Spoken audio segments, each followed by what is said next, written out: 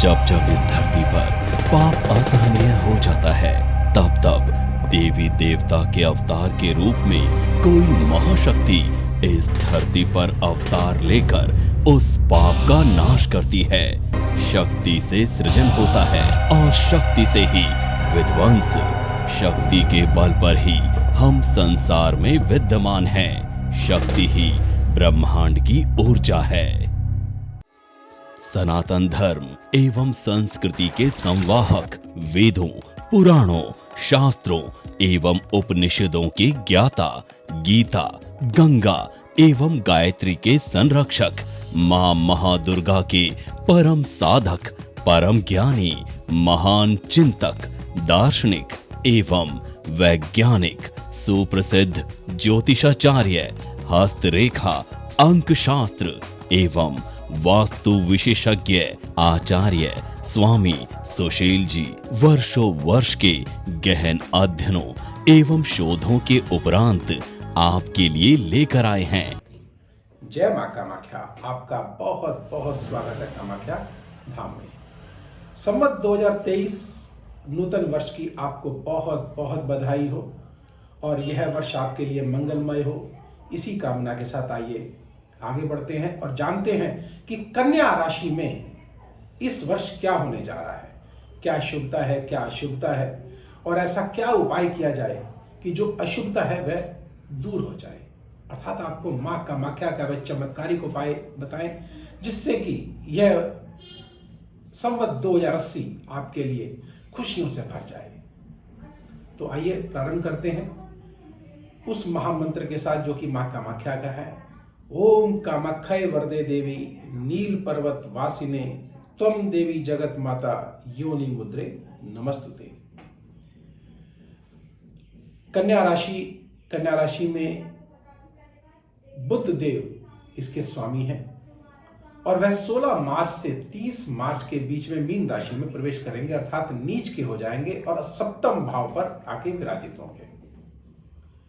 और जब नीच के होंगे सप्तम भाव आप जानते हैं पार्टनर का भाव होता है, चाहे वो व्यवसाय हो चाहे वो पारिवारिक जीवन हो।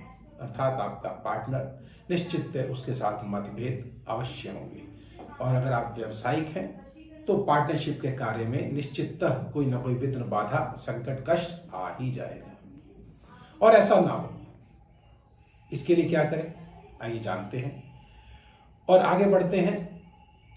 31 मार्च से लेकर 7 जून तक यह अष्टम भाव में प्रवेश कर जाएंगे। तब क्या होगा? ये दिव्य मंगल शक्ति कवच ऐसा कवच है जिसको प्राप्त करने के बाद और धारण करने के बाद मेरे जीवन में बहुत से बदलाव आए। जैसे कि मैं बहुत परेशान चल रही थी, समय समय घर में बहुत सी ज़्यादा दिक्कत परेशानी थी। जैसे कि काम मेरा जिस काम के लिए सोचती थी वो काम होता नहीं था, बनते बनते काम बिगड़ जाता था। पैसा भी मेरे पास बचता नहीं था, आता तो था लेकिन बचता नहीं था। मन ऐसा होता था कि कहीं मैं कुछ अपने आप कुछ कर लूं, लेकिन मैं बहुत जगह घूमी, कहीं से भी मुझे कुछ भी इसका फ़ायदा नहीं हुआ। जब से मैंने सर्वमंगल शक्ति कवच लिया है मेरे जीवन में बहुत से बदलाव आए हैं। काम भी मेरा अच्छा चल रहा है और घर में भी सुख शांति है, पैसों में बचत बरकत है और जिस काम के लिए जो मेरा बहुत समय से काम अटका हुआ था वो काम भी मेरा पूरा हुआ। तो मैं इनका बहुत बहुत धन्यवाद देना चाहती हूँ और मैं यही चाहती हूँ कि आप भी इस कवच को धारण करें ताकि आपके जीवन में भी जो दिक्कत परेशानी है वो दूर करें और आप खुद इसका लाभ धारण करने के बाद आपको दिखेगा। जो नजदीकी संबंध है वह निश्चित खराब होंगे और अष्टम भाव का संबंध आप जानते ही हैं कि वह पीड़ा से है, दुख से है, धोखे से है, कष्ट से है और जब राहु देव के साथ इसका संबंध होगा तो निश्चित है कोई ना कोई शत्रु बाधा आपको अवश्य सताएगी। आप कहेंगे कि नव वर्ष की मंगलमय कामना के साथ साथ गुरुजी तो सब बुरा बुरा ही बताते चले जा रहे हैं। आप चिंतित ना हो, आपको एक महा उपाय बताऊंगा निश्चित मां कामाख्या का और वह आपके इस वर्ष को मंगलमय अवश्य बनाएगा और शुभता भी है। आप चिंतित ना हो, आगे चलेंगे बताते हैं आपको।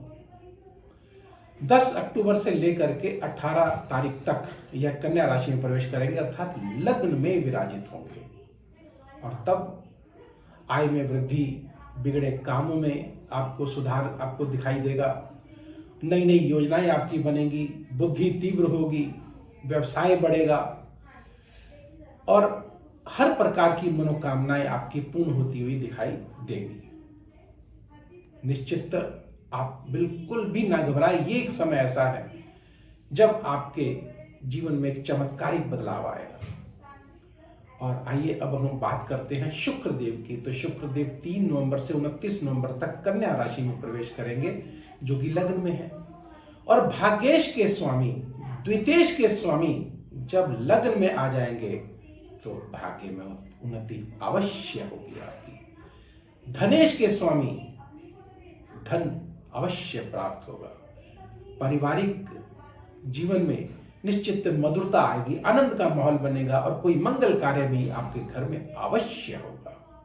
संतान पक्ष की तरफ से भी आपको कोई शुभ समाचार अवश्य मिलेगा। अगर कोई रोग है तो उससे भी आप निवृत्त हो जाएंगे। और आप आइए बात करते हैं बृहस्पति देव की। तो बृहस्पति देव जो है वह सप्तम भाव पर विराजित है और यह 22 अप्रैल को यह अष्टम भाव पर चले जाएंगे। अब सप्तमेश और चतुर्थेश जब अष्टम भाव पर जाएंगे और राहु के साथ जाके बैठेंगे और 30 अक्टूबर तक यह गुरु चंडाल दोष बनाएंगे। अर्थात बृहस्पति और राहु की युति रहेगी अष्टम भाव पर। और अष्टम भाव जो है पीड़ा का भाव होता है, लेकिन राहु देव यहां पर जब बैठे हैं तो जो पीड़ादायक ग्रह जब कैद में आ गए तो निश्चित पीड़ा अवश्य कम होगी, जिसको विपरीत राजयोग भी हम बोलते हैं। आपको धन मिलेगा, गुप्त तरीके से धन मिलेगा, निश्चितता मिलेगा, जिसको बोलते हैं प्रचुर मात्रा में, क्या उससे भी अधिक मात्रा, आशा से अधिक लाभ आपको कई बार देखने को मिलता है ऐसा, और आपके साथ वह अवश्य होने जा रहा है, निश्चितता होगा। लेकिन यहां पर बृहस्पति की स्थिति सही होनी चाहिए। और वह कैसे हो, हम आपको उपाय बताएंगे, आप करिएगा, निश्चित आपको लाभ अवश्य होगा। और 22 अप्रैल से जब बृहस्पति देव अष्टम भाव से पंचम दृष्टि से जब द्वादश भाव को देखेंगे तो निश्चित है भोग विलास की चीजों में आपकी मात्रा बढ़ेगी, आनंद का आप अनुभव महसूस करेंगे। और यहीं से ही जब सप्तम दृष्टि से द्वितीय भाव को देखेंगे तो धन का आगमन होगा, बुद्धि का विकास होगा, रुके हुए कार्य बनेंगे, नई नई योजनाएं आपकी सफल अवश्य होंगी। और हाँ, अगर आपका कोई विदेश जाने का अगर मन बना हुआ है तो आप अवश्य चले जाएंगे। और यहीं से ही जब बृहस्पति देव नवम दृष्टि से चतुर्थ भाव को, अपने ही भाव को देखेंगे तो फिर कहने ही क्या, यह भाव जनता का भाव है। आपका जो प्रचार प्रसार है शुभता लिए हुए होगा। अगर आप चुनाव में खड़े हैं तो चुनाव में जीत आपकी अवश्य होगी। और शनि देव छठे भाव में विराजित हैं। छठा भाव कहते हैं 3, 6, 11, जब भी शनि देव आते हैं तो भाग्य में आशा से अधिक उन्नति करा देते हैं, भाग्य को वर्धक बना देते हैं। तो ऐसी स्थिति इस वर्ष आपकी आई हुई है। तो आपका यह नूतन वर्ष मंगलमय हो, इसी कामना के साथ आइए आगे बढ़ते हैं और उस महा उपाय को जानते हैं जिसके करने से आपका जो अशुभता है वह भी शुभता में बदल जाए और यह नूतन वर्ष आपके लिए मंगलमय हो जाए। लेकिन उस उपाय को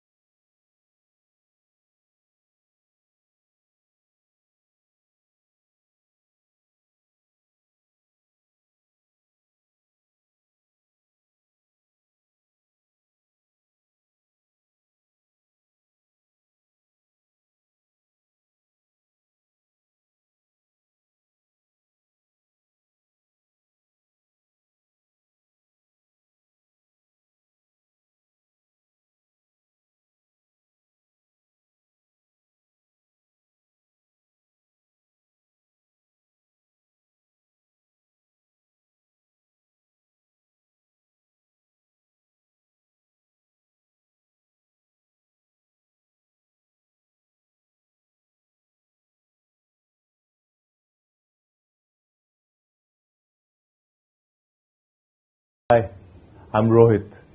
मैं आज एक ब्रांडेड कंपनी में मैनेजर लेवल पर हूं। मेरे जीवन में विवाह से संबंधित बहुत सारी बाधाएं आई, यहां तक कि 2 बार मेरी एंगेजमेंट तक टूट गई। मेरे पेरेंट्स इस चीज से बहुत ज्यादा परेशान रहते थे, यहां तक कि मुझे भी ये समझ में नहीं आ रहा था कि आखिर मेरे ही साथ ऐसा सब कुछ क्यों हो रहा है। तभी मेरे एक दोस्त ने मुझे स्वामी सुशील जी के बारे में बताया। मैं उनके पास पहुंचा। सुशील जी ने मुझे बताया कि तुम्हारे जीवन में बहुत सारी बाधाएं हैं। अगर मैं आपको सारी बातें बताने लग जाऊं तो 3 घंटे की मूवी बन सकती है। सुशील जी ने मुझे बताया कि मेरी जन्म पत्री में शुक्र कमजोर है, यानी कि शनि और राहु की इस पर महादशा चल रही है। मैंने स्वामी जी से प्रार्थना की कि कृपया करके इसका कोई समाधान बताएं। तब उन्होंने बताया कि तुम्हारी जन्म पत्री में जो श्रापित दोष है उसके लिए उन्होंने 3 घंटे तक जप करना होगा। उन्होंने 3 घंटे तक जाप किया और साथ ही मुझे ये शक्ति कवच धारण करवाया। शक्ति कवच धारण करने के लगभग 15 दिन के बाद ही मेरे ही ऑफिस की एक कुलीग पूजा, जिसे मैं मन ही मन में बहुत पसंद करता था, और जब पूजा से मैंने बात करी तो मुझे पता चला कि पूजा भी मुझे बहुत पसंद करती है। पूजा से मैंने बात की और अपने दिल की बात कह दी। आज हम दोनों शादीशुदा कपल हैं और हमारा एक छोटा सा प्यारा सा बच्चा भी, दिव्यांश। आज मैं अपनी जीवन में सफलता की सारी ऊंचाइयां छू रहा हूं और मैं बहुत खुश हूं। मेरे जीवन में फ्लाइंग कलर्स आ चुके हैं और मैं सब कुछ हर खुशी से पा जाता हूं। मैं बहुत शुक्रिया करना चाहता हूं सबसे पहले मां सरस्वती का, मां दुर्गा का और सुशील जी का, जिन्होंने मुझे ये शक्ति कवच धारण करवाया। इसने मेरी जिंदगी बदल दी।